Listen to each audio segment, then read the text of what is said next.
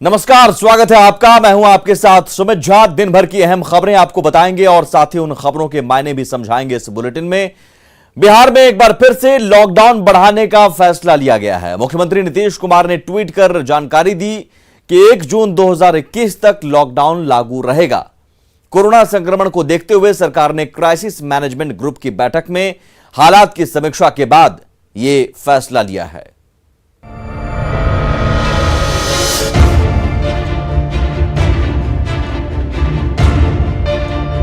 Corona की दूसरी लहर के बीच बिहार में लॉकडाउन पार्ट 3 का ऐलान कर दिया गया है। अब बिहार में 1 जून तक लॉकडाउन जारी रहेगा। सीएम नीतीश कुमार ने लॉकडाउन 3 का ऐलान करते हुए ट्वीट किया और लिखा कि कोरोना संक्रमण को देखते हुए 5 मई 2021 से 3 सप्ताह के लिए लॉकडाउन लगाया गया था। आज फिर से सहयोगी मंत्रीगण एवं पदाधिकारियों के साथ स्थिति की समीक्षा की गई। लॉकडाउन का अच्छा प्रभाव पड़ा है और कोरोना संक्रमण में कमी दिख रही है। अतः बिहार में 25 मई के आगे 1 सप्ताह के लिए अर्थात 1 जून 2021 तक लॉकडाउन जारी रखने का निर्णय लिया गया है। लॉकडाउन 3 में भी सभी प्रतिबंध पहले की तरह जारी रहेंगे। लोगों को कोई ढील नहीं दी गई है। शहरी क्षेत्र में प्रतिदिन 6 से 10 और ग्रामीण क्षेत्र में 8 से 12 तक प्रतिदिन जरूरी चीजों की दुकानें खुलेंगी। हालांकि एक बदलाव करते हुए खाद बीज कृषि यंत्र की दुकानों को खोलने की छूट दी गई है ताकि किसान और कृषि से जुड़े लोगों को कोई दिक्कत न हो। पटना से न्यूज 18 के लिए शैलेंद्र कुमार की रिपोर्ट। और खबर तो समझिए, लॉकडाउन क्यों बढ़ाया गया है, इसके मायने समझिए। बिहार में दरअसल लॉकडाउन का असर दिख रहा है। नीतीश कुमार ने खुद कहा कि रिजल्ट अच्छा है और लॉकडाउन 3 में सरकार ने कुछ तब्दीली की है। इसमें खाद बीज कृषि यंत्र की दुकानें खुलेंगी। मतलब सरकार ने किसानों को ध्यान में रखकर यह फैसला लिया है। मॉनसून आने वाला है, इसलिए खेती जरूरी है। बिहार की अर्थव्यवस्था खेती पर निर्भर है और लॉकडाउन का असर भी अच्छा दिख रहा है। पिछले 24 घंटे में ही 2844 नए केस सामने आए हैं, 3000 से भी नीचे। रिकवरी रेट भी लगातार बढ़ रहा है, 93.44% तक रिकवरी रेट पहुंच गई है। लेकिन मौत का आंकड़ा अभी भी ज्यादा है, लिहाजा अभी भी एहतियात जरूरी है और यही वजह है कि लॉकडाउन बिहार में बढ़ाया गया है 1 जून तक। और इस लॉकडाउन के नियम का पालन करना चाहिए आप सभी को। एक तो कोरोना, ऊपर से अब तरह तरह के फंगस का खतरा। लेकिन ब्लैक फंगस को लेकर एम्स के डायरेक्टर रणदीप गुलेरिया ने जो जानकारी दी है वो बेहद अहम है। ब्लैक फंगस कोरोना की तरह एक से दूसरे व्यक्ति में नहीं फैलता है। यह कम्युनिकेबल डिजीज नहीं है, यानी कोरोना की तरह यह एक से दूसरे व्यक्ति को नहीं फैलता है। मतलब ब्लैक फंगस से इन्फेक्टेड एक व्यक्ति के पास बैठने से दूसरे में यह नहीं फैलता है। कोरोना की चपेट में आ चुके जिन लोगों को डायबिटीज नहीं थी और जिन लोगों ने ज्यादा स्टेरॉइड नहीं लिया है, उनमें ब्लैक फंगस बहुत कम पाया गया है।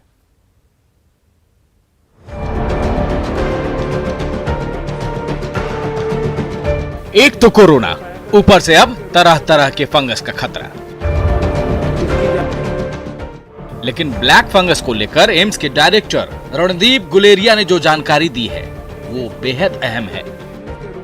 ब्लैक फंगस कोरोना की तरह एक से दूसरे व्यक्ति में नहीं फैलता है। यह कम्युनिकेबल डिजीज नहीं है, यानी कोरोना की तरह यह एक से दूसरे व्यक्ति को नहीं फैलता है। मतलब ब्लैक फंगस से इन्फेक्टेड एक व्यक्ति के पास बैठने से दूसरे में यह नहीं फैलता है। कोरोना की चपेट में आ चुके जिन लोगों को डायबिटीज नहीं थी और जिन लोगों ने ज्यादा स्टेरॉइड नहीं लिया है, उनमें ब्लैक फंगस बहुत कम पाया गया है। रूरल और सेमी अर्बन एरियाज में अब केसेस देखे जा रहे हैं और इसलिए ये जरूरी है कि वहां के लिए प्रॉपर डायग्नोसिस और मैनेजमेंट की गाइडलाइंस बनाए जाएं, ट्रेनिंग की जाए। इस पे भी काम किया जा रहा है कि सिंड्रोमिक अप्रोच हो, रैपिड एंटीजन टेस्ट के यूज हो। और खबर तो समझिए, ब्लैक फंगस को लेकर दरअसल भ्रम की स्थिति बनी हुई है।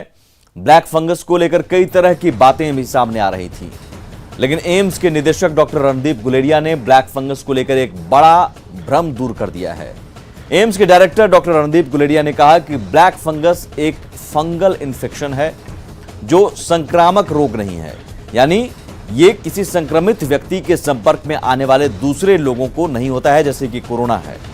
मतलब ये कोरोना से पूरी तरह अलग बीमारी है। जिस तरह कोरोना संपर्क में आने से होता है, वैसे ब्लैक फंगस का मरीज दूसरे को संक्रमित नहीं कर सकता और कमजोर इम्यूनिटी होने पर ही ब्लैक फंगस का खतरा है। कोरोना या कोरोना से रिकवरी होने के बाद भी ब्लैक फंगस का खतरा है अगर डायबिटिक मरीज है और ज्यादा स्टेरॉइड लिया है तो। वहीं हाइजीन मेंटेन नहीं करना फंगस का सबसे बड़ा कारण होता है। आसपास की गंदगी का होना येलो फंगस का मुख्य कारण हो सकता है।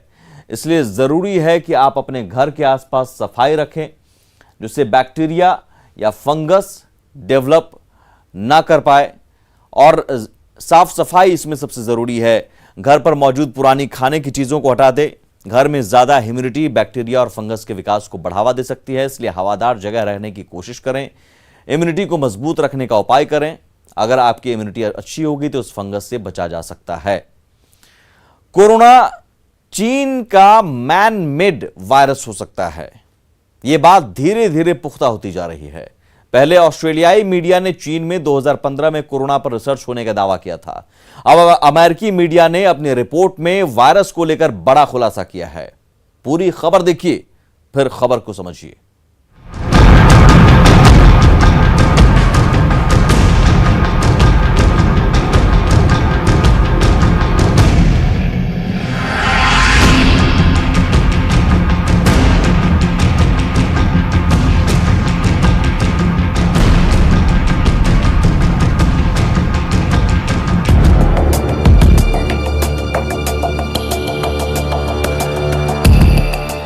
कोरोना महामारी ने पिछले करीब 1.5 साल से दुनिया भर में तबाही मचा रखी है। इस वायरस ने करोड़ों लोगों को अपना शिकार बनाया और लाखों जिंदगियां निगल ली। भारत में तो कोरोना की दूसरी लहर से मौतों का आंकड़ा बढ़ता चला जा रहा है, लेकिन अब तक यह पता नहीं चल सका कि कोरोना वायरस की उत्पत्ति कहां और कैसे हुई। WHO के अलावा कई देश इस बात की तफ्तीश कर रहे हैं कि कोरोना कहीं इंसान का बनाया वायरस तो नहीं है। कहीं चीन की वुहान लैब से इस घातक वायरस का कोई कनेक्शन तो नहीं है। दुनिया के ज्यादातर देशों का मानना है कि कोरोना वायरस के लिए चीन ही जिम्मेदार है, जबकि चीन इससे पल्ला झाड़ता रहा है।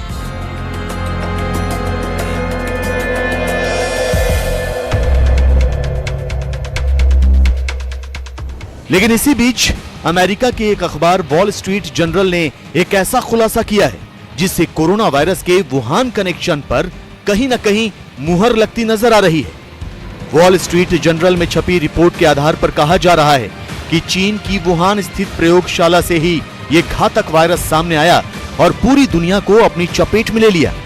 वॉल स्ट्रीट जर्नल में छपी रिपोर्ट की माने तो दुनिया में कोरोना वायरस फैलने से पहले चीन में वुहान की लैब के शोधकर्ता इससे संक्रमित हुए थे।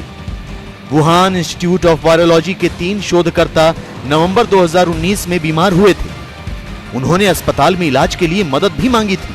गौर करने वाली बात यह कि इन शोधकर्ताओं में कोरोना के लक्षण पाए गए थे। और खबर तो समझिए, ये बात धीरे धीरे पुख्ता होती जा रही है कि कोरोना चीन का मैन मेड है। और अमेरिकी अखबार के मुताबिक चीन ने दुनिया और विश्व स्वास्थ्य संगठन यानी WHO से बहुत जरूरी जानकारी छिपाई है। पिछले साल अमेरिका के तब के राष्ट्रपति डोनाल्ड ट्रंप ने कई बार सार्वजनिक तौर पर कोरोना को चीनी वायरस कहा था। ट्रंप ने कहा था यह चीन की लैब में तैयार किया गया और इसकी वजह से दुनिया का हेल्थ सेक्टर तबाह हो रहा है। ट्रंप ने तो यहां तक कहा था कि अमेरिकी खुफिया एजेंसियों के पास इसके सबूत हैं और वक्त आने पर यह दुनिया के सामने रखे जाएंगे। जाहिर तौर पर चीन की यह साजिश जो चल रही थी उसका धीरे धीरे अब खुलासा हो रहा है। आगे बढ़ते हैं। देश का मौसम लगातार बदल रहा है। पिछले दिनों ताउते तूफान के चलते कई राज्यों में भारी बारिश का दौर देखने को मिला। अब यास तूफान का खतरा मंडराने लगा है। यह तूफान 26 मई को बंगाल और उड़ीसा के तट से टकरा सकता है। बिहार के कई जिलों में इसका असर देखने को मिल सकता है। यास तूफान को लेकर बिहार के मौसम विभाग का कहना है कि साइक्लोन का सेंटर बंगाल के दीघा के पास है। ये 26 मई को शाम में ओडिशा और बंगाल के समुद्री तट से गुजरेगा और इसका असर बिहार पर भी पड़ेगा। सीमांचल सहित पूरे बिहार पर इस साइक्लोन का असर पड़ेगा। 27, 28 और 29 मई को इसका असर देखने को मिलेगा। बिल्कुल, ये जब क्रॉस करेगा लैंड को तो बिहार में कुछ जगहों पे प्रभावित होंगे, जिसके बारे में हम आपको अपडेट फर्दर जैसे जैसे वो अप्रोच करेगा उसके बारे में हम जानकारी देंगे। उम्मीद है, कहा जा रहा था कि सीमांचल के इलाकों में सब कुछ असर देखने को मिल सकता है। हाँ बिल्कुल, आप सीमांचल और पूरे बिहार में भी लगभग पड़ सकता है। ये आउटर बैंड से क्लाउड लाइट से मीडियम रेनफॉल होने के ज़्यादा चांसेस हैं, तो उसके बारे में अपडेट देंगे कि किस किस डिस्ट्रिक्ट में कितना रेन होने के चांसेस है। उसके बारे में जैसे वो सिस्टम आगे बढ़ेगा वैसे हम आपको जानकारी देंगे। और खबर तो समझिए, चक्रवाती तूफान यास के बुधवार शाम तक ओडिशा के पारादीप और सागर आइलैंड्स के बीच लैंडफॉल करने का अनुमान है। इसका असर मंगलवार से ही दिखना शुरू हो जाएगा। पश्चिम बंगाल और ओडिशा के कई जिलों में भारी बारिश का अनुमान है। बिहार भी यास की चपेट में आ सकता है। यास तूफान का असर देखने को मिल सकता है। यही वजह है कि बिहार में 25 और 26 मई को भारी बारिश के आसार हैं। यास तूफान के कारण देश के मैदानी इलाकों सहित बिहार में भी जमकर बारिश होने के आसार हैं और सबसे ज्यादा कोसी और सीमांचल में ज्यादा खतरे के आसार हैं। आगे बढ़ते हैं। नेटवर्क 18 ये सुनिश्चित करना चाहता है कि हर भारतीय को कोविड-19 टीका मिले। टीकाकरण जागरूकता बढ़ाने के लिए नेटवर्क 18 और फेडरल बैंक की पहल संजीवनी अ शॉट ऑफ लाइफ को सपोर्ट करें। हेल्थ एक्सपर्ट अपोलो 24/7 आपके साथ है।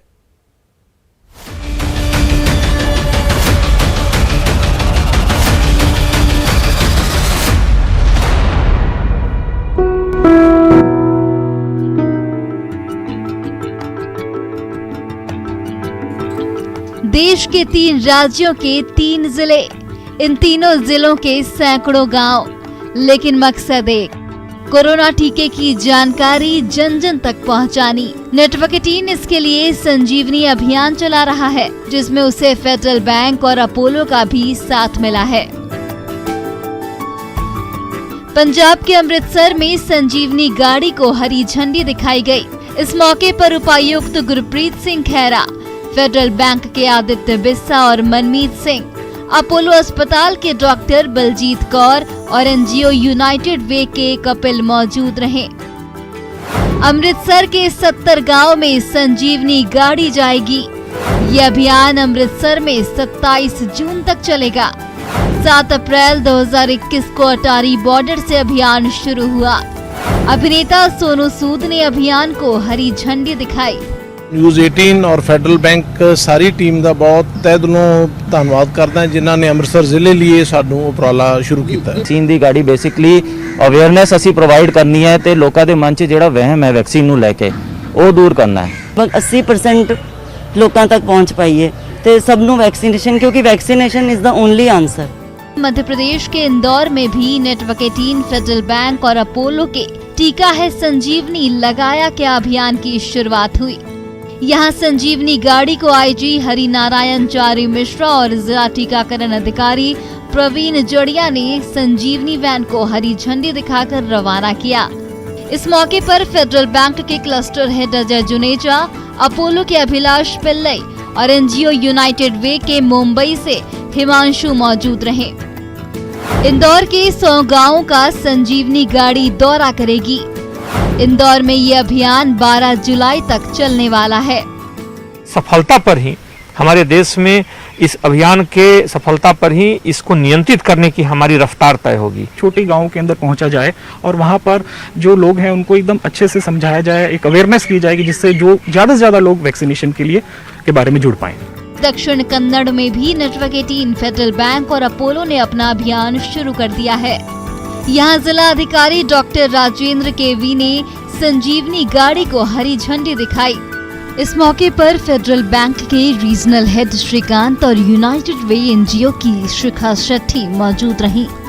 दक्षिण कन्नड़ में 60 गांव में संजीवनी गाड़ी जाएगी। दक्षिण कन्नड़ में 22 जून तक ये अभियान चलेगा। whatever that negative apprehension people are having, that too especially in the rural area, that will come down, and a lot of people will come up to this vaccination booth to get themselves vaccinated to protect the entire society, especially in Dakshin Kannada, corona free. I think the next 30 days we will be covering 60 villages, especially the rural Dakshin Kannada people will be enlightened about the need for going vaccination, the applications, etc. so that to help them to get it vaccinated as much as possible. Maharashtra में नासिक के 150 गांव के लिए मंगलवार से और आंध्र प्रदेश के 120 गांव के लिए संजीवनी गाड़ी का अभियान 4 जून से शुरू होने वाला है।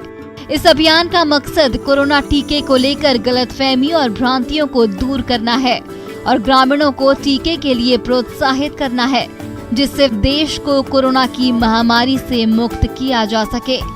Bureau report, news 18 network.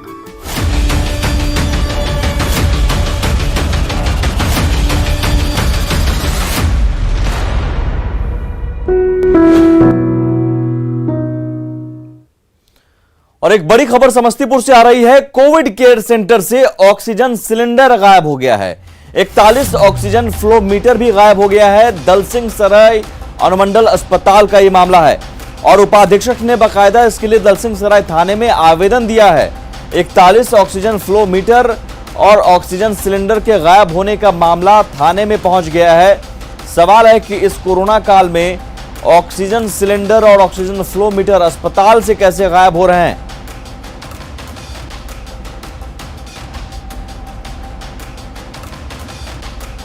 तो ये बड़ी खबर समस्तीपुर से, जहां अनुमंडल अस्पताल कई मरीज वहां पर भर्ती हैं और इस कोरोना काल में ऑक्सीजन की जरूरत सबसे ज्यादा पड़ रही है। वो ऑक्सीजन सिलेंडर गायब है, ऑक्सीजन फ्लो मीटर भी गायब हो गया। कुछ दिन पूर्व तक ऑक्सीजन के लिए जहां मारामारी की स्थिति बनी हुई थी, वहीं समस्तीपुर से एक बार फिर चौंकाने वाली खबर सामने आई है। आपको बता दूं, दलसिंह सराय कोविड केयर सेंटर से 11 बी टाइप ऑक्सीजन सिलेंडर गायब है और 41 ऑक्सीजन फ्लो मीटर भी मौके से गायब है। जिसके बाद इसकी जब जानकारी हुई तो अधिकारियों के द्वारा पूरे मामले की जांच की गई है और उसके बाद अब दलसिंह सराय अनुमंडलीय अस्पताल के उपाधीक्षक के द्वारा इस पूरे मामले को थाने में दर्ज कराने की प्रक्रिया शुरू कर दी गई है और वहां एक आवेदन दिया गया है और इस घटना से स्वास्थ्य महकमे में हड़कंप सा मच गया है। अब देखने वाली बात होगी कि इस मामले में क्या कुछ आगे कार्रवाई होती है। Mukesh Kumar, news 18 network, Samastipur. और इसी के साथ इस बुलेटिन में इतना ही। आगे भी खबरों का सिलसिला लगातार जारी है। नमस्कार।